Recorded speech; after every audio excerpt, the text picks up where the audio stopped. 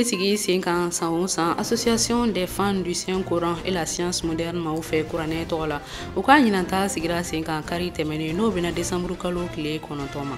An ka jamana Coran fanfɛla kibaruyaw la kɛrɛnkɛrɛnnenya Motikaw fɛ yen nɔ a yirala k'a fɔ dɔgɔ furancɛ tɛmɛnen ninnu na fɛn min ye jamanaden gansan ma 13 ye olu de bɔnɛna o ni na kɛlɛ senfɛ. Ninnu de ye bakurubaw ye an bɛna dɔ fara minnu kan ka d'aw ma.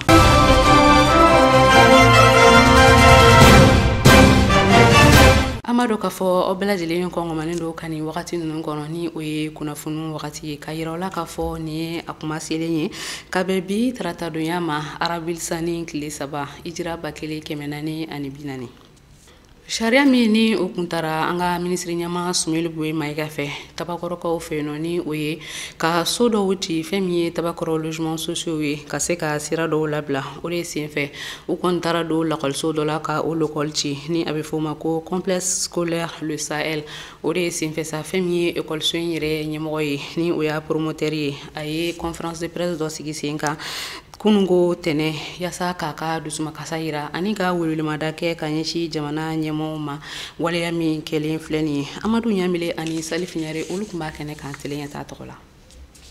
Ɲɛji bɔtɔ tɔnɔ de nɔfɛ aw yɛrɛ ɲɛ bɛ ni buguri ninnu yɛrɛ kɛlen na lakɔliso dɔ tun jɔlen bɛ nin kɛnɛ kofɔlen kan min ni a cira ka kɛ ni jamana yɛrɛ marabolo ɲɛmɔgɔba ye Sumeli Boye Mayiga ale tun ye yamaruya di walasa so minnu ni u bɛ jɔ ka di maaw ma n'an k'o ma ko logements sociaux ni a jɔlen yɛrɛ tun bɛ tabakɔrɔ k'a fɔ siraba kɔni bɛ se k'a ci ka taa bila nin yɔrɔ kofɔlen na o baaraw senfɛ dɔgɔ furancɛ tɛmɛnen na ni lakɔliso kofɔlen ni an b'a fɔ a ma ko Sahel ale kɔni bɛɛ lajɛlen nana ci bɔgɔbɔgɔ hali ni y'a sɔrɔ an ka jateminɛ kɔni kɔnɔna na lakɔliso kofɔlen a kɔni tɛ siraba kan o hukumu kama lakɔliso kofɔlen ni a bɛ fɔ a ma ko école Sahel a ɲɛmaaba yɛrɛ wele bila kunnafonidilaw ma walasa ka se ka taa ɲɛfɔli kɛ baara min ni o kɛra ale yɛrɛ ka kɛnɛ kan. Denmisɛnnin maa 50 de bɛ ne bolo en tout enseignant mɔgɔ 8 gardien 1 ani minnu bɛ furanin kɛ mɔgɔ 2 pour le moment ne employé mɔgɔ 10 kɛ ne y'o de employé ɔkɔliso kɔni l'autre jour mɔgɔ dɔw nana k'u ye ici u na papier d'an ma. C'était, je crois que c'est lundi de Tundo. On n'a pas payé d'amende. On a évacué dans 3 jours. C'était vendredi. D'accord, c'était vendredi. On n'a pas payé d'amende. On a évacué. On a fait dans 3 jours. Parce que le dossier là, c'est là qu'on a mis dossier. On a mis ça. Bon, on a mis ça. On a mis ça. Ça fait 2 mètres. On a mis ça. On a mis ça. À côté de là. Et puis on a fait ça. 2 mètres. Avec les bon, où on n'a pas payé d'amende, ici il y a papier, ici il y a papier, c'est le même pas cacheté, caché il y a tout là. Voilà, on dit, avant notre on fait ça rame froid. Bon, à partir mardi où c'est que n'a pour faire une démolition au deux bas. Bon, en comment on a, qu'on a coupé au démoli. Il m'a dit azam le tundo, on machine qui fla, on a nous jo, ça a mon que les mecs ou faire au sécurité ta. Bon, coupé rochi, bon comment nous faire. Entre temps, il y a un certain Ibrahim Koulibaly. C'est un téléphone directeur, comme mon directeur, il a reçu un chi. Bon, en intervenant, comme on a tué, comme on l'a dit, Koubita, ou c'est qu'il y a bon, en même temps, au hasard qu'il y a tout Ibrahim Koulibaly, tu vas venir faire. On va vous demander, comme M. Ousmane là, bon, pour qu'il y ait quelque chose qui s'est adressé ça fait, dans la direction nationale de l'urbanisme, nous faisons pas. On va la au fait.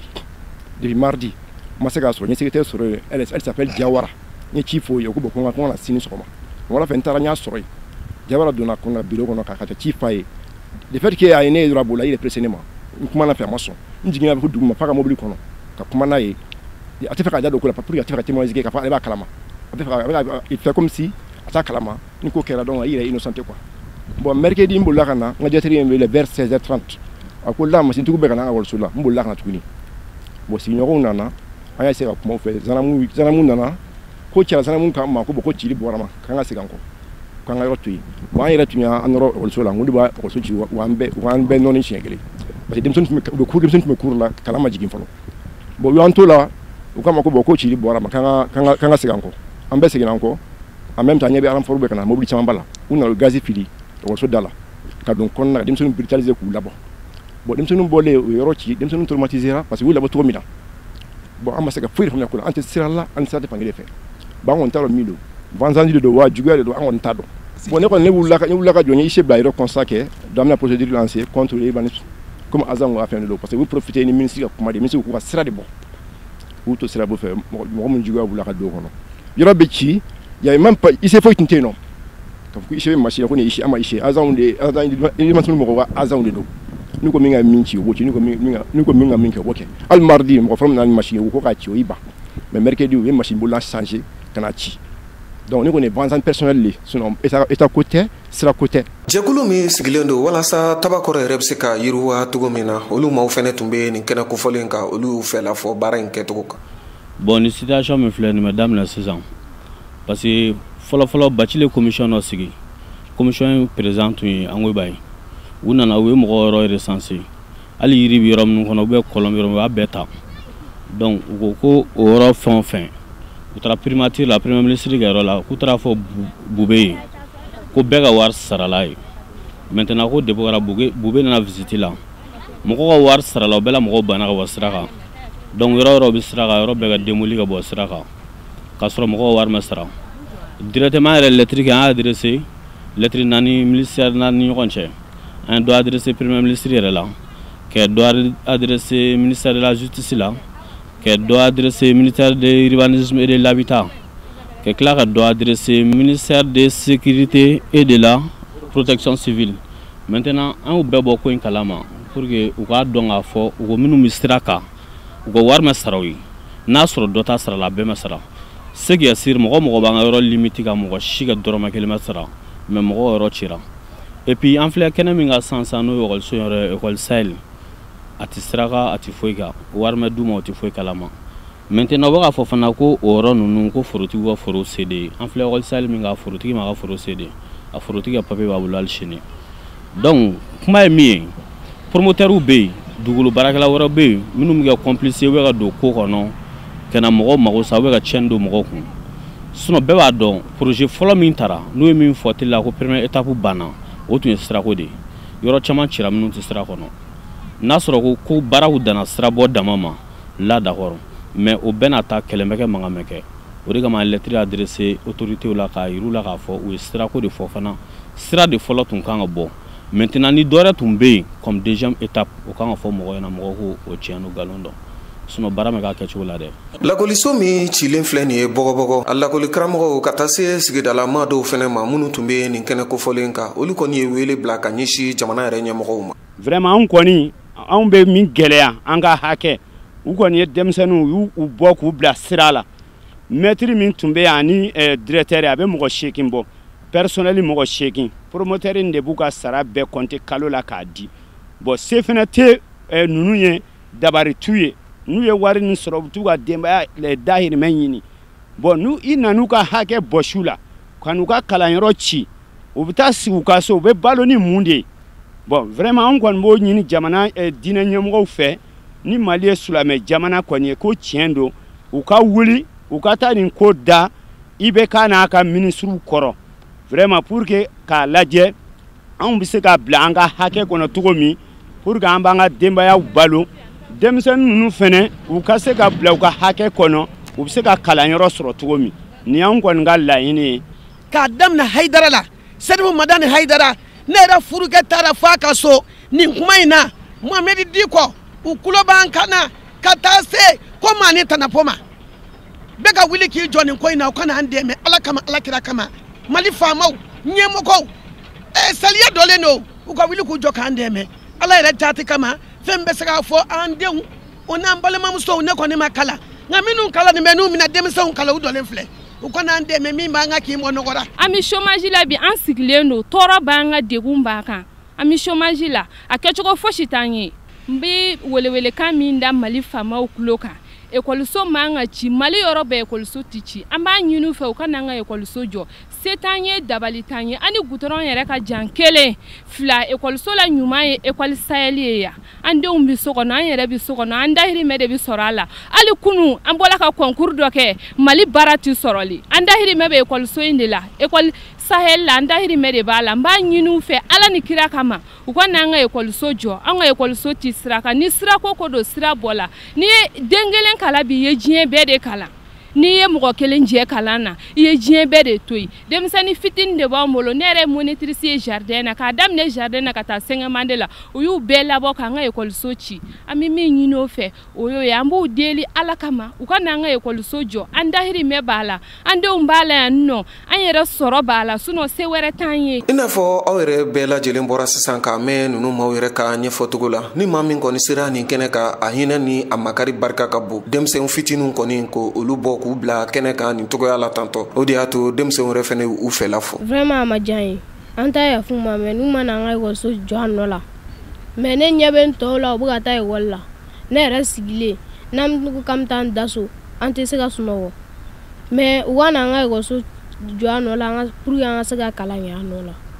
tɔw bɛ ka taa ɲɛ an bɛ ka segin kɔ an dun tɛ fɛ an ka segin kɔ an fɛ an ka taa ɲɛ de tiɲɛ na u y'an ka ekɔliso ci a ma diya ye u y'an tɔɔrɔ yɛrɛ de u y'an tɔɔrɔ an t'a dɔn an bɛna taa kalan kɛ yɔrɔ min na n bɛ fɛ ka min f'u ɲɛna u k'an ka ekɔliso dilan nɔ na pour que an ka kalan ka ɲɛ anw minnu yɛrɛ ye kunnafoni ɲinina ye an ka jateminɛw ani filɛliw togoya la an y'a ye k'a fɔ lakɔliso min cilen filɛ nin n'a bɛ fɔ o ma ko école sahel a yɛrɛ kɔni tɛ siraba kan sumeli bube mayiga tun ye laɲini min kɛ k'a fɔ siraba yɛrɛ ka se ka bɔ lakɔliso kofɔlen min cilen filɛ nin an bɛ k'an yɛrɛ ɲininka lakɔliso in dun cikun kɛra mun ye don n'a nataw la an bɛna wuli ka se jamana in yɛrɛ cakɛ bondaso min sigilen don soko yɛrɛ ɲɛnabɔli ma mun dun y'a to lakɔliso in cira walasa olu kɔni ka se ka ɲɛfɔli k'a ye bari n'i ye lakɔliso kofɔlen yɛrɛ ta k'a lajɛ min cira a bɛ logement sociaux fila yɛrɛ furancɛ ni ɲɔgɔn cɛ nka k'a fɔ a cira sirabako de kun kosɔn wa an ma daw la nka don n'a nataw la fɛn minnu mana bɔ a la ni ala sɔnna ma an bɛ n'o kibaruyaw ɲini k'a da tele ɲɛta filɛbaw bɛɛ lajɛlen tulo kan inshallah silamɛw caman bɔra kari tɛmɛnen yasa ka taga kuranɛ kɛnɛ ta ko 14 na i n'a fɔ a bɛ kɛ san o san cogoya min na ni a baara in yɛrɛ bɛ labɛn association des femmes du saint coran et la science moderne maaw fɛ yasa fɛn min ye kuranɛ ye ka se ka a don ba la hali bi ni lajɛba in kɔni bannen kɔfɛ fɛn min ye Maimuna Kulibali ye tele ɲɛta tɔgɔ la a ye kuma galamani tɛngo maa damadamani na u k'u ka hakilina di nin kɛnɛ in kan ni o ye kuranɛ kɛnɛ ye seereya minnu sɔrɔla an ka jɛ k'o lajɛ kɛnɛ in yɛrɛ laɲini ye fɛn min ye o ye ka se ka kuranɛ sankɔrɔta cogoya min na ani ka kuranɛ bonya yira mɔgɔw cogoya min na ani ka kuranɛ sponsorisé i n'a fɔ an ka seku y'a fɔ cogoya min na Mamudu Diko ka kuranɛ sponsorisé laɲini o de ye ka se ka kuranɛ sponsorisé a tɛ n'a fɔ an bɛna kuranɛ jigin de la yan wa an bɛna kuranɛ cogoya wɛrɛ de la min tɛ kuranɛ kɔnɔna la o tɛ kuranɛ ka sponsorisé ka se ka kuranɛ ka bonya don a kɔrɔ walima se k'a sinsin ka se ka kuranɛ ka jamana kɔnɔna la ka se ka barika sɔrɔ cogoya min na mɔgɔ minnu ɲinɛ n'o ye kuranɛ kɔ ka se ka hakili jigin sɔrɔ kuranɛ cogoya min na kɛnɛ laɲini o de ye kɛnɛ alhamdulillah karamɔgɔ caman b'a kɛnɛ kan yan i n'a fɔ kuresi y'a fɔ cogoya min na taabolo ko tɛ kɛnɛ in kan taabolo ko tɛ bɛɛ lajɛlen ka ka kɛnɛ in na o de la kɛnɛ in a kɛrɛnkɛrɛnna k'a kɛ kuranɛ ka kɛnɛ ye ka se ka kuranɛ sponsorisé cogoya min na an bɛ se ka min fɔ o ye mɔgɔ mɔgɔ nana k'a bɛɛ lajɛlen fo ka waleɲuman dɔn wallahi folikan min kɔni bɛ ne bolo ne b'a fɔ alhamdulilahi rabbil alamin an bɛ ala fo ka ala barika da ni ko kuranɛ o y'a bɛɛ lajɛlen foyi tɛ kuranɛ kɔfɛ ala mana kuranɛ kanu don mɔgɔ min dusu la a ye fɛnba d'i ma ya rabbi hali bi ala k'an kɛ kuranɛ mɔgɔw ye ala k'an balo a kan diɲɛ na alikiyama kan an wuli n'a kunnadiya ye ɔ mɔgɔ minnu y'a sigi n'an ko a b'u fo an tɛ se k'u fo ka s'a dan na mɔgɔ min ye ala kanu ka ala batola fana kanu ka mɔgɔw fara ɲɔgɔn kan ni ala ka kuranɛba ye wallahi o tigilamɔgɔ ye mɔgɔba de ni mɔgɔba tɛ mɔgɔ ni tɛ se k'o baara sugu kɛ ɔ an b'u fo ala k'u sara hɛrɛ la ala k'an ɲɔgɔn caya ya rabbi ala k'an balo kuranɛ nɔrɔ la ayiwa an bɛ foli kɛ an bɛ dugawu kɛ kɛnɛ sigibaga k'u ni ce u ni baraji arajo ɲɛta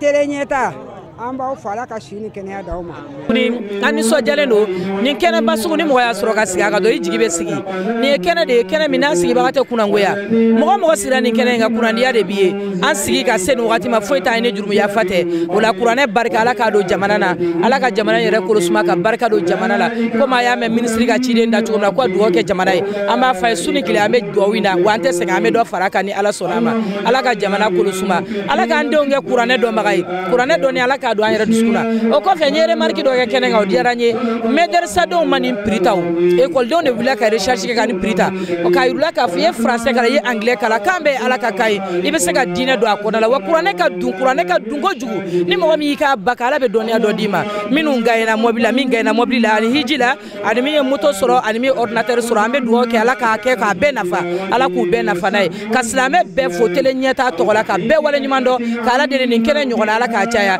ala ala ka jamana in basigi ala ka jamana in sumaya ala k'an bɛɛ kɛ kuranɛ dunge ye kuranɛ dunge olu de ala ka kɔlɛw ye kiyama jɔn don wali de ye janatu fidawutu tiɲɛ tabaga ye ala k'an bɛɛ y'o la. Bon vraiment ni nisɔndiyalen don kosɛbɛ barisa silamɛw bɔra ka ca kɛrɛnkɛrɛnnenya an balimamuso yɛrɛ bɔra ka ca ni diinɛ ka ɲɛtaga dɔ ye barisa ni ye mɔgɔ kɛrɛnkɛrɛnnen ni ye mɔgɔ wele i ka kɛnɛ la n'a jama bɔra vraiment kunkɔrɔ tɛ ne nisɔndiyalen don kosɛbɛ kɛrɛnkɛrɛnnenya mɔgɔ min ye cɛsiri kɛ ka fo ka na se première sɔrɔ ka na deuxième sɔrɔ vraiment o b'a yira ko diinɛ kanu b'o la donc a bɛ ɲini an bɛɛ lajɛlen fɛ diinɛ kanu kan ka bonya silamɛ kelen-kelenna bɛɛ lajɛlen yɔrɔ la kɛrɛnkɛrɛnnenya an balima minnu sera ka cɛsiri kɛ fo ka na jaabi bɔra ka jaabi di ka ɲɛtaga sɔrɔ vraiment jaabi tɛ u ye cɛsiri mun kɛ ko nin yɛrɛ la o yɛrɛ o bɛ a jira ko diinɛ kanu la kɛrɛnkɛrɛnnenya mɔgɔ min yɛrɛ ye première sɔrɔ n'o ye mobili ye vraiment a ye nanzarakalan de kɛ mais nanzarakalan ma bali a ka cɛsiri kɛ diinɛ la. An bɛ masa subahanahu wa taala tanu ka wale ɲuman dɔn alhamdulilahi rabbil alamina n'o ye barikada kɛnɛ ye ala ko kɛnɛ kuranɛ kɛnɛ alhamdulilahi rabbil alamina n'a fɔ a yɛrɛ y'a fɔ cogo min wala in shakartum la azidannakum ko n'an y'a barikada ka nɛma la k'a b'an jiri walahi alhamdulilahi rabbil alamina ala ko de ɲɛ ala ko de bɛ laban halisa an bɛ dugawu de kɛ ala k'an nafa n'a barika ye halisa ala k'an dumiya kan halisa an bɛ teleso mɔgɔw yɛrɛ fo ɲɛtaa mɔgɔ halisa ala ka barika d'u la u ka ala ko boliboli la mɔgɔw nɔfɛ alhamdulilahi rabbil alamina. An bɛ kureshi fo an bɛ ala fo fɔlɔ k'ala barikada ala min ye kɛnɛ yira an na ala k'an sigi kɛnɛ ɲɔgɔn caman kan ala ka kuranɛ nɔrɔ ala ka sabati an bolo ala k'an sabata kan ala k'an fata kan. Kureshi anw yɛrɛ ka quartier mɔgɔ de don depuis a mɛnna kosɛbɛ donc san o san a bɛ nin kɛnɛ in sigi vraiment surtout bi ta in yɛrɛ camanba de farala kan donc anw kɔni foli min b'an bolo an tɛ se k'a fɔ ka s'a dan na tiɲɛ yɛrɛ la a diyara an ye kosɛbɛ ala ka san wɛrɛ yira an bɛɛ lajɛlen na ala ka duwawu minnu kɛra kɛnɛ in kan yarabi an y'a ɲini ala fɛ ala ka duwawu ninnu bɛɛ kɛ duwawu ye. Ni ko n ka nisɔndiya fɔ n tɛ se ka fɔ ka s'a dan na ni ala ka kɛnɛ de ye ala ka kumakan de ye kuranɛ ye ne m'a sɔrɔla k'a fɔ k'a bɛ kuranɛ sankɔrɔ ta an tɛ se k'o tigilamɔgɔ sara ala de b'o tigilamɔgɔ sara yarabi a ma ala k'a to san o san an ka na nin kɛnɛ in kan ka nin kɛnɛ in kɛ mɔgɔ min kɛra sababu ye an b'an ka usazi fo n'o ye Mulayi Hadi Kureshi halisa an b'a ɲini ala fɛ ala ka dɔ fara a ka cɛsiri kan ala ka an yɛrɛ ka courage d'an yɛrɛ ma walasa an bɛ se ka ala ka diinɛ lase cogoya min na k'a sɔrɔ yɛrɛ yira tɛ k'a sɔrɔ waso tɛ an bɛ ala fo k'ala wale ɲuman dɔn. Ne ye zikiridala de ye mais n bɛ kuranɛ kalan na Kuresi bolo kalan in daminɛ ni bi cɛ walahi an ma tigɛ a la dɔnniya o dɔnniya b'a bolo a m'a dogo kalandenw na a y'an dɛmɛ n'a ka dɔnniya ye ka tila a n'a timinandiya an bɛ ala deli Kuresi n'a dɛmɛbagaw kɛrɛnkɛrɛnnenya président n'o ye Seku Sala ani présidente Fatumata Ɲɛntaw ala ka si d'u ma Kuresi dɛmɛbaga bɛ an bɛ ala deli ani karamɔgɔ min ala ka si ni kɛnɛya d'u ma. Mulayi Hadi Kuresi ala k'i sɔn amina yarabi ala k'i sɔn kuranɛ dɛmɛ na ala k'i sɔn. An ka jamana kɔrɔn fanfɛla kibaruyaw la kɛrɛnkɛrɛnnenya na a camancɛ bolo fɛ Motikaw fɛ yen nɔ dugu min bɛ yen nɔ ni a bɛ fɔ o ma ko Mamba ni o yɛrɛ filɛ nin ye Moti mara la a yirala k'a fɔ ko jamanaden gansan o maa 13 olu de bɔnɛna u ni na ka sababuya kɛ kɛlɛw ye fɛn min ye nin dugu in maa dɔ ye ale y'a yira k'a fɔ ka welewelemada kɛ jamana ɲɛmaaw ye u k'a lajɛ ka fɛɛrɛw bɛɛ lajɛlen tigɛ yaasa fɛn min ye nin waleya ninnu ye ka nin jamanaden mɔgɔ ninnu ka u lakana Ali Kulibali ale bɛna walawalali kɛ o la.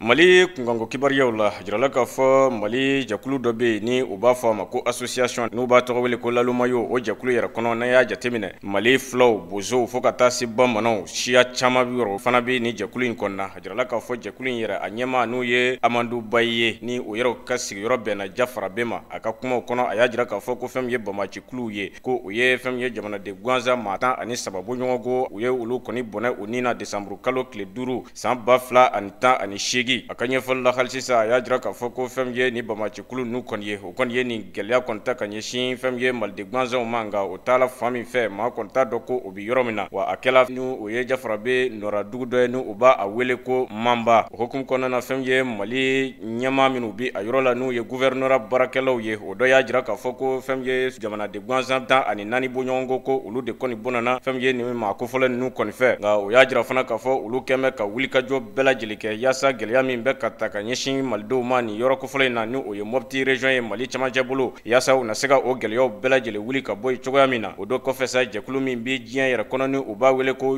Human Rights ni olu ka baara ye ka adamadenya hakɛ kɔni kɔlɔsi. Olu y'a jira k'a fɔ ko a bɛ waati bɔ bi Mali cɛmancɛ bolo yan fan fɛ gɛlɛyaw bɛ ka ta ka ɲɛsin adamadenw kɔni ma nka fɛn min ye Mali ɲɛmaaw kɔni ye olu tɛ ka baara foyi kɛ yaasa ka se ka o kow kɔni ban. U bɛ min wele ko enquête ka wuli ka larawuli kɛ yaasa u na se ka fɛn min ye maa minnu bɛ ka dansago wale kɛ ka se ka tɛgɛ da u kan cogoya min ko Mali ɲɛmaaw tɛ k'o yɔrɔ kɛ ko hali n'a sɔrɔ fɛn min ye an ka minisiri ɲɛmaa ni o ye bulonba ɲɛmaa ye n'o ye Sumeli Bube Mayiga ye n'a kun y'a jira k'a fɔ ko a na wuli ka jɔ kɛ yaasa fɛn min ye maa minnu maramafɛn bi minnu bolo u ka se ka minɛ u la marisi kalo ko o baaraw de man kɛ ko o fana de kɛmɛ gɛlɛyaba ye min bɛ ka na ni nin ko nasuguya ninnu bɛɛ ye ko n'i y'a jateminɛ san 3 bɔɲɔgɔnko kɔnɔ maa dɔ wulila fɛn min ye Mali kɔrɔnfɛyan fan fɛ ni u b'a wele ko Amadu Kufa ka sɔrɔ ka fara fɛn min ye dansago walekɛba dɔw fana kan diɲɛ yɛrɛ kɔnɔ ni u b'u wele ko Al-Qaida yaasa fɛn min ye ka se ka maaw kɔni degu kosɛbɛ. O de hokumu kɔnɔna na sa a jirala k'a fɔ ko fɛn min ye Amadu Kufa ye a ka maaw yɛrɛ ko a kɛmɛ ka dansago kɛ fɛn min ye Mali siya dɔw kɔnɔna nin yɔrɔ in kɔnɔna ko n'i y'a jateminɛ fana a ka kɛlɛdenw kɔnɔ i b'a sɔrɔ fɛn min ye fulaw ko olu caman de bi a ka maaw kɔnɔna. Wa a jirala k'a fɔ nin maa kofɔlen ninnu n'i y'a jateminɛ u bi maa minnu bɔnɛ u ni na ka caya fɛn min ye bamananw fo ka taa se u bɛ min wele ko dogɔnɔw ani olu ka baara yɛrɛba ye min ye o ye sɛnɛkɛlaw de ye ka kumaw yir'u kɔnɔ hali sisan n'i ye Mali mankan in bɛɛ lajɛlen jateminɛ fulaw ani fo ka taa se Amadu Kofa nali ani kana se sisan ma maa 200 bɔɲɔgɔnko jamanaden gansanw la olu kɔni de bɔnɛna u ni kɔnɔna. O de hokumu kɔnɔna na sa a jirala k'a fɔ ko fɛn min ye bamananw ye olu sigala k'a fɔ ko fɛn min ye fulaw ko olu de bɛ ka nin gɛlɛya ninnu kɔni kɛ nka fɛn min ye fulaw fana olu fana kɛlen bɛ ka jalaki ta ka ɲɛsin kadɔw kɔni ma k'a jira k'a fɔ ko olu ni bamajɛkulu bolo de bɛ ɲɔgɔn bolo ko nka nin tɛ foyi ye fɛn min ye fulaw tilala k'a jira fana k'a fɔ ko nin bɛɛ lajɛlen kɔni bɛ ben maa minnu kunna ko o ye jamana ɲɛmaaw de ye barisa olu de kɛmɛ ka o sigi ka to ka ko ninnu bɛɛ lajɛlen lajɛ o tɛ wuli ka jɔ foyi kɛ yaasa ka se ka dan sigi nin baara cɛjugu ninnu na cogoya min. Lafasalitɔ min sigilen don an ka jamana wasabulon kɔnɔ yaasa ka se ka wasabulon ma u ka laɲini ko olu ɲini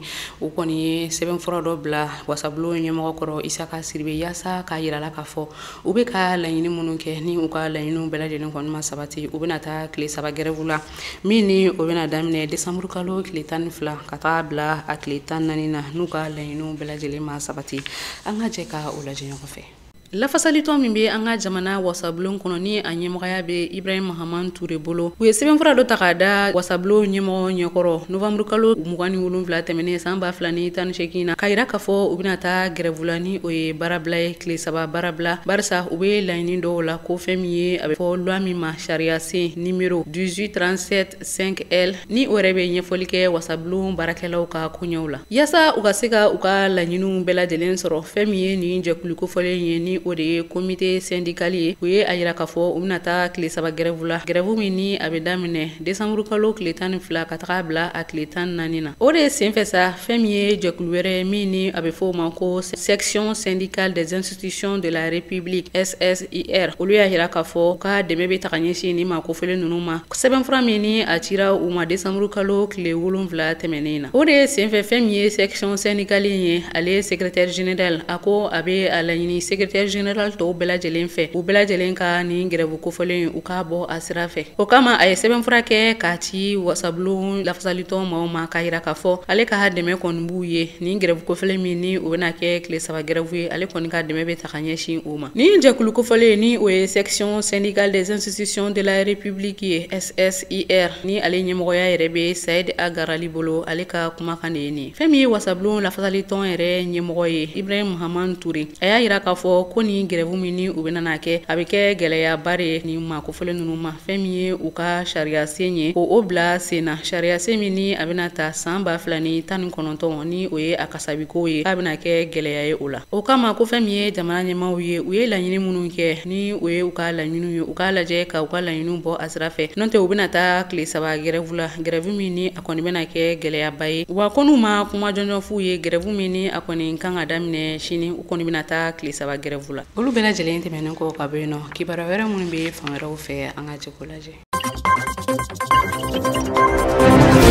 Côte d'Ivoire kunnafoni na tɛnɛndon fɛn min bɛ tali kɛ u ka karamɔgɔw ka lafasatɔn na o maa 16 farala ɲɔgɔn kan ne o y'u ka sɛndikaw ye ka wuli ka laɲini dɔw kɛ u ka jamana ɲɛmɔgɔw la laɲini minnu ni olu bɛ tali kɛ walasa ka se ka yɛlɛmabolo don u ka baara yɛrɛ taabolo la cogoya min na maa min bɛ yen nɔ ni ale tɔgɔ ye ko David Bleble ni ale fana ye u ka sɛndikaw bɛɛ lajɛlen fara ɲɔgɔn kan o ka kumada ye ale y'a yira k'a fɔ ko fɛn min bɛ tali kɛ u ka nin grève kofɔlen na ni o ye baarabila ye ko u kɔni b'a fɛ ka a ta ka bɔ tɛnɛn na ka taa a se juma ma u kɔni ye laɲini minnu ɲɛsin u ka jamana ɲɛmɔgɔw ma u ko n'i y'a ta k'a lajɛ fɛn min kɔni bɛ tali kɛ olu karamɔgɔw la ni olu de bɛ duguma kalanso maaw kalan ni a bɛ fɔ o ma ko enseignant du préscolaire ko olu kɔni bɛ ka nin laɲini ninnu kɛ walasa ka se ka yɛlɛmabolo don u ka baara taabolo la ko sabu n'i ye a ta k'a lajɛ i b'a ye k'a fɔ fɛn min bɛ tali kɛ duguma kalanso karamɔgɔw la ni o ye enseignement primaire maaw ye ko o ma bɛ taa i jɔ fo maa 80 bɔɲɔgɔnko minnu ni olu bɛ faso ka baarada yɛrɛ tɔgɔya la ko o b'a yira k'a fɔ kɛmɛ sara la n'i y'a ta k'a lajɛ i bɛ taa ye k'a fɔ fo sara 70 o bɔɲɔgɔnko bɛ taa bɛn olu ma ko fɛn min kɔni ye olu ka laɲini ninnu ye k'u b'a ɲini jamana ɲɛmɔgɔw fɛ u ka se ka jateminɛ kɛ u ka taabolow la u ka ni karamɔgɔw ka lafasatɔnba ni u kelen bɛ ko o tɔgɔ da ko ISEPSI ale ka ɲɛfɔli kɔnɔna la tuguni a y'a yira k'a fɔ ko fɛn min bɛ tali kɛ Abidjan yɛrɛ dugu kɔnɔna la k'i b'a ye k'a fɔ ko sanga ni waati ko ni san 2 laban ninnu na fɛn min kɔni ye faso ka baarakɛlaw ye ko u bɛ wuli ka jɔ suguya bɛɛ lajɛlen na walasa u ka laɲiniw yɛrɛ bɛ se ka sabati cogoya min na u ko laɲini kɛrɛnkɛrɛnnen dɔ wɛrɛ min fɛnɛ b'u fɛ ni lafasatɔnba ye o ɲɛfɔliw kɛ a ko u ka se ka dɔ fara u ka sarawariw kan minnu ni u b'a fɔ min ma ko prime de logement u ka se ka o dɔw jɔ u ye cogoya min na u ka se ka u ka baaraw kɛ a kɛcogoya la o tɛmɛlen kɔfɛ ka bɔ yen ko hali k'a lajɛ fɛn min bɛ tali kɛ fɛn min ye ɲɔgɔn danw ye ni o ye concours ye ko o kɛ maa dɔw ni ɲɔgɔn cɛ walasa dɔw bɛ se ka yɛlɛ u ka wariw kan cogoya min na a y'a yira k'a fɔ ko maa minnu ni a bɛ fɔ olu ma ko instituteur ko olu kɔni ka sarawari dɔw bɛ taga jɔ 40,000 ka taa se 50 bɔɲɔgɔnko ma ni o bɛ taa bɛn erewari 600 a y'a yira k'a fɔ ko fɛn min bɛ tali kɛ u ka maa minnu bɛ yen nɔ ni a bɛ fɔ olu ma ko instituteur ko olu kɔni ka sarawari bɛ taa a daminɛ 40,000 ka taa i jɔ 50 bɔɲɔgɔnko la mais ko min bɛ tali kɛ u b'a fɔ maa minnu ma ko instituteur olu ka danga n'u b'a fɔ ma ko instituteur adjoint olu ka nɔnabila ko o kɔni ka sara kɔni bɛ taa i jɔ 20 bɔɲɔgɔnko la ni min ye nin maa kofɔlen ye a kɔni y'i da don nin bɛɛ lajɛlen na k'a fɔ a ko olu ye fɛn min ni olu bɛɛ lajɛlen kan ka yɛlɛmabolo kɛ o la a ko n'i ye Côte d'Ivoire yɛrɛ ta k'a lajɛ min ye u ka faaba yɛrɛ kɔnɔna ye ni o ye Abidjan ye ko nin yɔrɔ kofɔlen na ko fɛn min kɔni ye yen ye ko a kɔni sariyaw ka gɛlɛn kosɛbɛ fɛn minnu bɛ tali kɛ maaw ka sokɔnɔna kow la ko ninnu bɛɛ lajɛlen wariw ka ca min ye logement ye u ka so ko o kɔni wari la nɔgɔmani ko olu b'a laɲini u ka 80 bɔɲɔgɔnko u ka se ka o jɔ u ye min ni o bɛ se ka fara u ka wariw kan u ka se ka olu ta ko olu kɛ u ka so saraw ye cogoya min na ni a bɛ fɔ o ma ko prime de logement a ko san 2 laban ninnu kɔnɔna la n'i y'a ta k'a lajɛ i bɛna ye k'a fɔ fɛn min ye Côte d'Ivoire jamana ɲɛmɔgɔw ye ani a baaradaw ko min kɔni ye faso ka baarakɛlaw ye u bɛ damakasi la kabi ni wagati kofɔlen sabu fɛn min kɔni ye bɛnkan ye ko bɛnkan dɔw de kɔni tɛmɛna u ka jamana ɲɛmɔgɔw ani u b'a fɔ yɔrɔ min ma ko fonction publique ni olu ni ɲɔgɔn cɛ o ni maa dɔw bɛ yen nɔ ni o ye baarada dɔw lafasatɔnba ye ni a bɛ fɔ o ma syndicat olu kɔni maa ninnu bɛnkan de tɛmɛna olu ni ɲɔgɔn cɛ kabini utu kalo la san 2017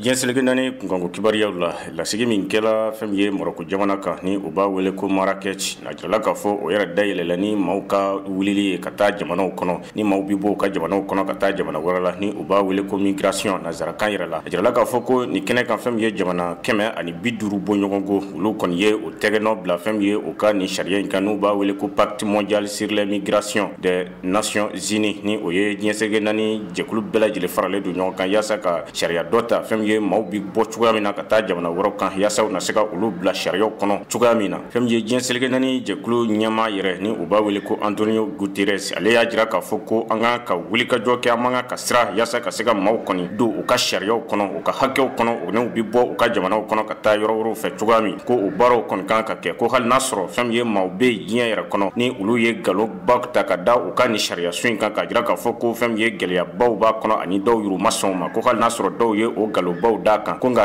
k'a sɔrɔ k'a fɔ ko olu ka nin sariya in ni sariya min filɛ nin ye n'u b'a wele ko pacte mondial sur les migrations ko a ye fɛn min ye Belgique jamana ni o ka gɛlɛya dɔ tun bɛ olu ka gouvernement maracogow la ni o sariya kelen de kɛla sababu ye yaasa ka se ka fɛn min ye o gɛlɛyaw wuli ka bɔ yen cogoya min a jirala k'a fɔ fana ko fɛn min ye décembre kalo tile 19 ni sariya sun kelen in ko a na se ka bila kɔlɔn mɔgɔw bolo o na se ka kalata yaasa yɛlɛmani dɔw fana kan ka don a kɔnɔ fɛn min ye ni o yɛrɛ bi kɛ New York jamana kɔni kan jirala k'a fɔ ko fɛn min ye l'Amérique jamana maaw ye ni o ye l'Américain jamana Donald Trump n'a ka jama maaw ni o décembre kalo kɔnɔ san 2010 ani 7 ni olu kɔni ye u sen bɔ fɛn ye ni bɛnkan sɛbɛn in kɔnɔna u y'a jira k'a fɔ ko fɛn ye ni bɛnkan sɛbɛn ani diɲɛ yɛrɛ ka immigration maaw ka bɔli ka taa yɔrɔw la ani maaw ka taa sigi maa dɔw fɛ ko ni o kɔni sariyaw ti bɛn olu ka jamana sariyaw kɔni ti bɛn ko o bɛɛ lajɛlen kɔfɛ fɛn ye Donald Trump ka maaw kɔni ye ko u y'a jira k'a fɔ ko ni pacte min kɔni filɛ ye diɲɛ maaw bolo ko fɛn ye fɛn min don ko ani diɲɛ yɛrɛ ka sariyaw kɔni ti taa ni ɲɔgɔn ye nka jirala k'a fɔ ko hali ni gɛlɛyaw bɛɛ lajɛlen kɔnɔ ni pacte ni l'Américain y'a sɛbɛkɔrɔ lagosi diɲɛ seleke naani ɲɛma n'u ye Guterres ye ale kɔni y'a jira k'a fɔ ale kɔni jigi danbɛ nin kan k'a fɔ u ka ni sariya in ko a na kɛ sababu ɲuman ye diɲɛ yɛrɛma ko ba n'i y'a jateminɛ fɛn ye jamana 150 wɛrɛ ye olu kɔni nana ka na o tɛgɛ kɔni nɔ bila fɛn ye ni baara in na k'a fɔ ko u na ni baara in kɔni jukɔrɔma tondo tirala k'a fɔ ko alimaw ka jamana ɲɛma ni u b'a wele ko chancelière Angela Merkel ale kun bɛ nin kɛnɛ kan ale fana kɔni sɔnna ni kuma in ma fo ka taa se fɛn ye Espagne olu ka premier ministre Grèk'u ka premier ministre Danemark fo ka taa se Belgique n'u bɛɛ lajɛlen y'a jira k'a fɔ ko nin ye baara ɲuman ye min bɛ se ka kɛ sababu ye yaasa ka se ka maaw kɔni ka maaw bi wuli ka jɔli min kɛ ka taa jamana wɛrɛw la ka se ka u kɔni bɛɛ lajɛlen don u ka sariyaw kɔnɔ cogoya min diɲɛ seleke naani yɛrɛ kɔnɔ jɛkulutɔ b'u bɛ yen ni u b'u wele ko ONG ni u b'a o wele ko les défenseurs des droits de l'homme minnu ka baara ye yaasa ka se ka adamaden hakɛ kɔni lakana cogoya min olu fana y'a jira k'a fɔ ko ni jɛkulu ye ni baara min kɛ sariyasun min sigilen filɛ u bolo ko nin ye sariyasun ɲumanba ye olu b'a dɛmɛ nka olu b'a ɲini u fɛ hali sisan u ka a lajɛ ko fɛn dɔw bɛ a kɔnɔ minnu ma dafa hali sisan u ka ko wɔrɔ fara a kan yaasa maaw ni na se ka lakana cogoya min na bɛɛ hokumu kɔnɔna sa u ka jatew kɔnɔ hali sisan u y'a jira k'a fɔ ko diɲɛ bɛɛ lajɛlen yɛrɛ kɔnɔ maa 258 bɔɲɔgɔnko olu de kɔni bɛ wulila ka bɔ u kɔni sigiyɔrɔw la ka taa fan wɛrɛw fɛ o y'a jira fana k'a fɔ n'i y'a jateminɛ n'i ye diɲɛ bɛɛ lajɛlen kɔni fara ɲɔgɔn kan olu kɔni maa minnu ti u sigiyɔrɔ la olu kɔni bi t'i jɔ o hakɛ 3 ngɔri 4 bɔɲɔgɔnko kɔni ma nka o y'a jira hali sisan maa minnu bɛ yen ni u bi bɔ u sigiyɔrɔw la ko 100 sira la minnu bi sariya kɔnɔ olu ye maa 80 bɔɲɔgɔnko kɔni de ye nka o y'a jira k'a fɔ minnu fana bɛ yen ni u kun bɛ ka wuli ka jɔ kɛ yaasa u na se ka taa jamana wɛrɛw la i n'a fɔ dogodogo siraw fɛ u b'a fɔ minnu ma ko migration clandestine ka bɔ dogodogo siraw fɛ ji siraw fɛ walima duguma siraw fɛ ka taa san 2000 kɔnɔna ka na sisan la ko maa 60 bɔɲɔgɔnko olu de bɔnna u ni na.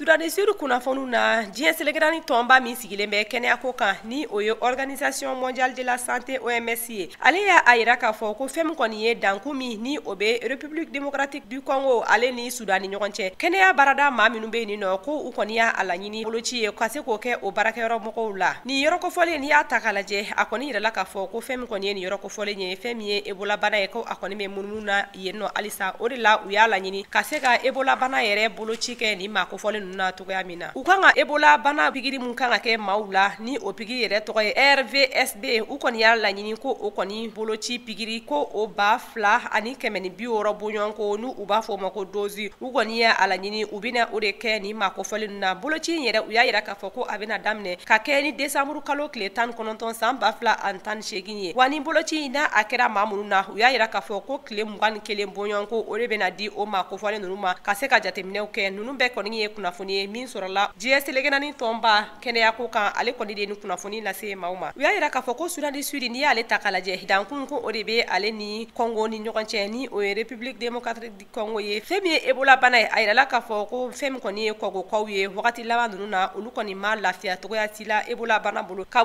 uti kalo la ni Ebola bana a yirala k'a fɔ ko a ye maa 200 ani maa 71 bɔɲɔgɔnko de faga ka bɔ uti kalo la ka taga a bila décembre kalo tile 6 la o kunnafoniya kɔni sɔrɔla kɔgɔkaw ka kɛnɛya ministri ni o yɛrɛ tɔgɔ ye ko Dr Oli Kalenga ale de kɔni ye ni jateminɛ ninnu kɛ k'a yira k'a fɔ fɛn min ye Uganda ye a yirala k'a fɔ ko dankun bɛ o fɛnɛ ni Congo ni ɲɔgɔn cɛ ni olu fɛnɛ bɛ ka fɛɛrɛw bɛɛ lajɛlen tigɛ walasa bana in yɛrɛ kana taa don olu fɛnɛ baara togoya min na u y'a yira k'a fɔ ko fɛn min kɔni ye vaccin ninnu ye ni olu ye pigiriw ye ko ni vaccin ninnu yɛrɛ n'i y'a ta k'a lajɛ i b'a ye k'a fɔ ko vaccin ye fɛn min ni a kɔni ka ɲi kosɛbɛ kabi san 2013 waati ka taa se san 2016 ma a yirala k'a fɔ ko ebelabana mun kun nana farafina dugu la ko u kɔni kun ye nin fura ninnu nabɔ walasa ka se ka olu furakɛ nka an bɛ don mina i n'a fɔ bi fura in kɔni bɛɛ sen na nka fɛn min ye ko fura in man ca yɔrɔw la o wagati in na a yirala k'a fɔ ko fɛn min kɔni ye ebolabana ye a kɔni kun ye dankari kosɛbɛ farafina duguw la san 2013 wagati ni maa ba caman kɔni bɔnɛra u ni na o wagati la fɛn min ye nin ebolabana vaccin kofɔlen ye a kɔni yirala k'a fɔ ko fɛn min ye agence de la santé du Canada ko olu de kɔni ye nin ebolabana in fura kɔni k'a yira k'a fɔ ko nin ye fɛn min di a kɔni ka ɲi kosɛbɛ ale ni OMS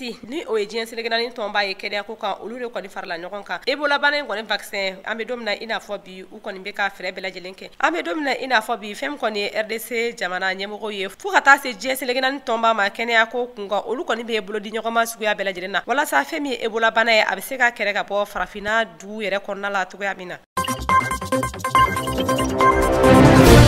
Kenya jamana kunkanko kibaruyaw la jirala k'a fɔ fɛn ye Kenya jamana kɔni ye maa min bɛ ni u b'a wele ko le directeur des poursuites des pénales ni ale yɛrɛ ka baara ye ka wulikajɔ kɛ yaasa maa minnu bɛ yen minnu kɛn bɛ ka dansagawalew kɛ ka se ka o minɛ k'u kiiri cogoya min na a y'a jira k'a fɔ ko a na wulikajɔ kɛ maa minnu bɛ yen ni u ye maaw kɔni minɛ ka tunu ni u ye ani ka maa dɔw minɛ k'u bɔnɛ u ni na gansan ko a na wulikajɔ kɛ ka ninnu bɛɛ lajɛlen kɔni ma gɛn ka se k'u minɛ k'u kiiri ani ka se ka sariya bolo kan cogoya min a jirala k'a fɔ kabini ni maa kofɔlen in n'a nana fɛn ye ni jɔyɔrɔ in na marisi kalo kɔnɔ n'a yɛrɛ tɔgɔ ye ko Nordin Aji a ko a ye wulikajɔ kɛ fɛn ye Kenya jamana ɲɛma n'u ye Uhuru Kenyatta ale ka maa minnu bɛ yen ni u ye a ka gouvernement maaw ye minnu kɛn bɛ ka jamana nafolo fana kɔni yuruguyurugu ko a ko a na tɛgɛ da ninnu bɛɛ lajɛlen kan hali n'a sɔrɔ maabaw don ni maa minnu don ni jamana maa yɛrɛ tɛ se ka da mɔgɔw ka kumaw na ko a na wulikajɔ kɛ ka se ka ninnu bɛɛ lajɛlen lajɔ fɛn ye fanga kɔni ɲɛkɔrɔ a jirala k'a fɔ ko fɛn ye septembre kalo tile 7 a y'a jira k'a fɔ ko fɛn ye u ka fitigilakaw fana ye olu fana ye dansagawale min kɛ mɔgɔw kɔni kan ko a na sɔnni da nin bɛɛ lajɛlen kɔni na wa ka kuma kɔnɔ a y'a jira hali sisan k'a fɔ ko jɛkulu min bɛ yen ni u b'a o jɛkulu yɛrɛ wele ko défense des droits de l'homme ni olu fana ka baara ye yaasa ka se ka adamadenw ka hakɛ kɔni lakana cogoya min na ko ani olu bɛɛ lajɛlen na baara kɛ ɲɔgɔn kɔni fɛ ka kuma kɔnɔ ko ani nin jɛkulu in na baara kɛ ɲɔgɔn fɛ nka jɛkulu maaw yɛrɛ y'a jira k'a fɔ ko nin na kɛ a siɲɛ fɔlɔ ye fɛn ye Kenya jamana kɔni kɔnɔ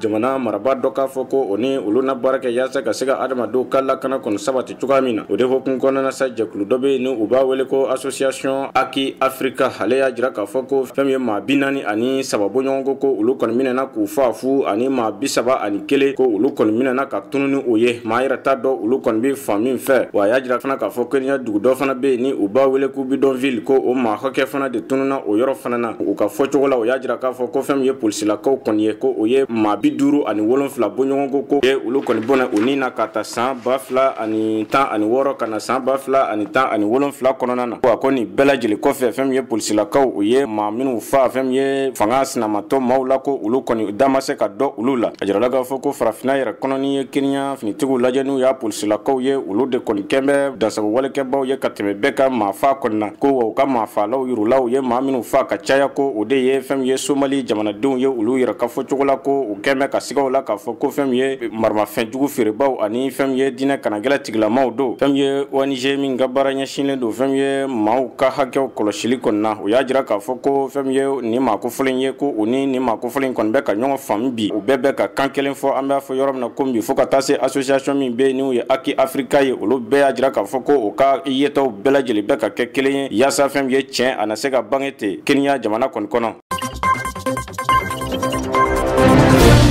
Faransi jamana kunkanko kibaruyaw la n'an bɛɛ b'a kalama k'a fɔ Faransi jamana kɔni kɔnɔ maa dɔw bɛ yen olu ye wulikajɔ kɛ ni u b'u wele ko guloki nɛrɛmatigiw n'u ye gilets jaunes maaw ye ka wuli kɛ ka u ka nisɔngoya jira ka jira k'a fɔ ko fɛn ye fɛn minnu yɛlɛla Faransi minɛnw kan fo ka taa se ko wɛrɛw ma ani taxiw fo ka taa se impôt ma olu minnu yɛlɛla ko o kɔni ma jɛnna a ye ni u y'a ɲini jamana ɲɛmaa Emmanuel Macron fɛ ko a ka dɔ kɔni bɔ o baara ninnu kɔni na a y'a jira k'a fɔ ko o hukumu de kɔnɔna na fɛn ye Faransi jamana ɲɛmaa Emmanuel Macron ye ko a kun ye wulikajɔ kɛ fɛn ye décembre kalo tile 10 k'a fɔ ko a n'a kuma jamanadenw kɔni ye ko barisa fɛn ye Faransi jamanadenw ye nin y'a kalo kelen kɔni ye o bi kɛnɛma k'u ka nisɔngoya kɔni jira a jirala k'a fɔ ko o kumaw de kɔnɔna na tuma min na fɛn ye Macron kɔni ye a bɛ ka kuma jamanadenw kɔni ye ka se ka na ni hakilisigi ye ko o waati bɛɛ fɛn ye gilets jaunes n'u ye guloki nɛrɛmatigiw ye olu fana bɛ k'u ka kumaw kɔni bila fɛn ye internet siraw fɛ kunnafonidi siraw internetiw fɛ o de hokumu kɔnɔna na sa u ka kumaw kɔnɔ o y'a jira k'a fɔ ko fɛn ye ye Emmanuel Macron ye nan ya aka kuma jatemine ko kuma min do kuma minu ti ma koni lafiya kosɛbɛ ko fɛn ye sigana baba ka kuma kɔnɔ o y'a jira fana ka fɔ ko aka kuma bɛɛ lajɛlen kɔnɔ a bɛ ka kuma min fɔ a b'i n'a fɔ u kɔni tɛ ka olu ka gɛlɛya yɛrɛ min ye ko a bɛ ka tɛmɛ olu kɔni kɛrɛfɛ dɔɔni nka maa wɛrɛ y'a jira k'a fɔ ko fɛn ye Emmanuel Macron kɔni ye ko n'i y'a jateminɛ doni min kɔni kun bi a ka gouvernement fo ka taa se Élysée o ka maaw kunna ko u kɔni ye o kɔni bɔ u kunna ten barisa n'i y'a jateminɛ ko Emmanuel Macron a kun ye 100 € n'u ye euro wari 100 bɔɲɔgɔnko ko a na u fara u ka saraw kɔni kan nka maa dɔ ka kuma kɔni kɔnɔ o y'a jira k'a fɔ ko o kɔni tɛ foyi ye ko o tɛ olu ka ɲinita ye u bɛ min wele ko TVA n'u ye impôt ni fɛnw ye olu ko de ko o bi ka wuli ka jɔ kɛ yaasa o de ka jigi o de ka ca dɔ de ka kan ka bɔ o de la maa dɔ bɛ olu yɛrɛ ko a ka kuma a ye kuma fɛn fɔ ko manamanakanw do olu yɛrɛ ka fɔcogo la nka maa wɛrɛw bɛ olu kɔni kun hakili sigilen do olu y'a jira k'a fɔ ko a kumana ko nka a ye kuma dɔw fɔ ko barisa ko a ko fɛn ye iziniw ye izini minnu bɛ u b'u ka jamana kɔnɔ n'u ye maa wɛrɛw ka iziniw ye ko u na ko bɛɛ lajɛlen kɛ olu kɔni bɛ se ka taxi bɔ sara cogoya min yaasa o izinitigiw u n'u na se ka l'impôt caman sara olu ye cogoya min na nka maa wɛrɛ bɛ ale ka kuma kɔnɔ a y'a jira k'a fɔ ko ale y'a kɔlɔsi Emmanuel Macron la tuma min na a bɛ ka kuma ko ale y'a kɔlɔsi a la sisan ko a bɛ ka bɔ denmisɛnninya la ka maakɔrɔbaya kɔni fari kɔni da fɛn y'o ka taamakɛla dɔ ye n'u ye gilegi nɛrɛmatigi dɔ ye n'u b'a wele ko Pierre Ngeli ale y'a jira k'a fɔ ko fɛn ye Emmanuel Macron ye ko a ma ko dɔ de faamu kuma o kuma n'a bɔla ka kuma maaw de bi wo ci a la ko a kan ka o de jateminɛ k'a jira k'a fɔ a bɛ ka min fɔ ko o kɔni tɛ ka taa maaw jimisira kɔni fɛ fɛn ye Emmanuel Macron ye a bɛ ka olu filɛ lagalagatɔw de ye muso dɔlaka yɛrɛ bɛ yen ale y'a jira k'a fɔ olu tɛ ka foyi ɲini dɔ de ka bɔ fɛn bɛɛ sɔngɔ na fɛn ye impôt fo ka taa se so sara kow ma ko dɔ ka bɔ nin bɛɛ sɔngɔ na kuran ko n'i y'a jateminɛ kuran yɛrɛ ko o bɛ taa jɔ fo fɛn ye ko 100 € ko bon a kɛmɛ ka fɛn min fara o kan ko yala o tɛ nafa foyi ɲɛ o yɛrɛ ye o k'a fɔ cogo yɛrɛ la ko ka so sara ni o bɛ tɛ ko ka so sara ale yɛrɛ bɛ so min kɔnɔ o bɛ taa jɔ fo fɛn ye euro wari 650 bɔɲɔgɔnko la ko ale yɛrɛ denw ba ale bolo nka a bɛ yɔrɔ min na bi a yɛrɛ b'a fɛ k'i mabɔ fɛn ye a denw na k'a sababuya kɛ gɛlɛyaw ye o bɛ minnu wele retraité olu y'a jira k'a fɔ ko tiɲɛ don a ye min kɔni fara olu kɔni ka fɛn ye retraité wari kɔni kan n'i taara sɛgɛnnafiɲɛ bɔ la ko o ye tiɲɛ ye ko nka fɛn ye gɛlɛya minnu fana bɛ yen hali sisan ko a ka lajɛ a ka o gɛlɛyaw fana wuli ka bɔ maaw kan politigita na sira fɛ ale kɔni ka parti maaw y'a jira k'a fɔ ko Emmanuel Macron ko a kɛla maa ye maa min sigila ka fɛn ye jamanadenw lamɛn ko o de hokumu kɔnɔ ko a ye o min kɛ ko o kɔni a ka politiki maaw kɔni ko o kɔni ye baara ɲuman kɔni ye nka fɛn ye fanga sinamatɔ maaw ye Marie Le Pen olu ka maaw olu y'a jira k'a fɔ a ye jamanadenw lamɛnli min kɛ ani faraka min kɛla fɛn ye Emmanuel Macron fɛ maaw ka saraw kɔnɔna ko u b'a fɔ o la kosɛbɛ ko nka hali sisan fɛn ye maa min don ko gɛlɛya min bɛ a ma se ka o bɛɛ kɔni furakɛ fɔlɔ a ka kija fɛn ye o gɛlɛyaw a ka se ka olu wuli ka bɔ kunna cogoya min na jɛkulu dɔ bɛ yen ni u b'a wele ko CGT olu y'a jira k'a fɔ ko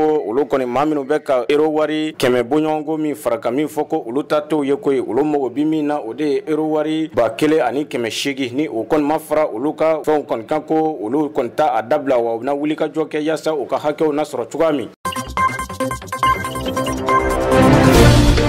Ni ne kɛra anw ye garisɛgɛ ye bi kunnafoniw kɛnɛ kan an b'aw fo k'aw tɔnu ka aw waleɲuman dɔn teleɲɛta sugantili la ka kɛ aw ka kunnafoniw tayɔrɔ ye aw k'an bɛn wagati yɛrɛ inshallah.